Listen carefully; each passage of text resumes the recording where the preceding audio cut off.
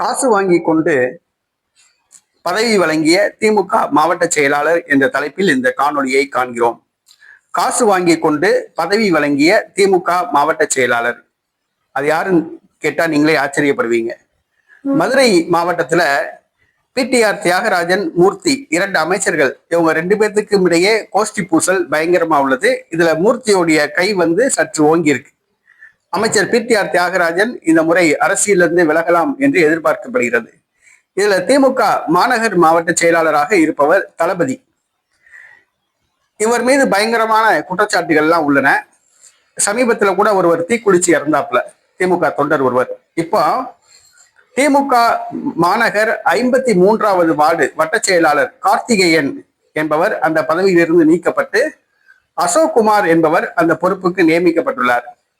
இது சம்பந்தமாக கார்த்திகேயன் ஆதரவாளர்கள் மாவட்ட செயலாளர் அலுவலகத்துக்கு சென்று, மாவட்ட வடக்கு தொகுதி சட்டமன்ற உறுப்பினர் அலுவலகத்துக்கு சென்று தளபதியை சந்தித்து பேசினார்கள். அப்பொழுது தளபதி ஆக்ரோஷமாக அவர்களை ஒருமையில் திட்டியதாக கூறப்படுகிறது. இதனால் அதிருப்தி அடைந்த கார்த்திகேயன் ஆதரவாளர்கள் அழகர் கோயில் சாலையில் சாலை மறியல் செய்தனர். அப்பொழுது அதை ஒரு சிலர் வீடியோ எடுத்தனர். அப்பொழுது அமைச்சர் மாவட்ட செயலாளர் தளபதி ஆதரவாளர்கள் வீடியோ எடுத்தவர்களுடைய செல்போனை பிடுங்கி கொண்டு விரட்டி அடித்ததாக கூறப்படுகிறது. சாலை மறியலில் ஈடுபட்டவர்கள் திமுக மாவட்ட செயலாளர் தளபதி மேல் பகிரங்கமாக குற்றம் சாட்டினார்கள். காசு வாங்கி கொண்டு கட்சியில் பொறுப்பு வழங்குகிறார் என்று அவர்கள் தெரிவித்தார்கள்.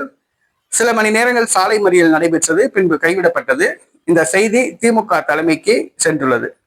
காசு வாங்கி கொண்டு பதவி வழங்கிய திமுக மாவட்ட செயலாளர் தளபதியை திமுக தலைமை பதவியிலிருந்து நீக்குமா என்பது தெரியவில்லை. பொறுத்திருந்து பார்ப்போம்.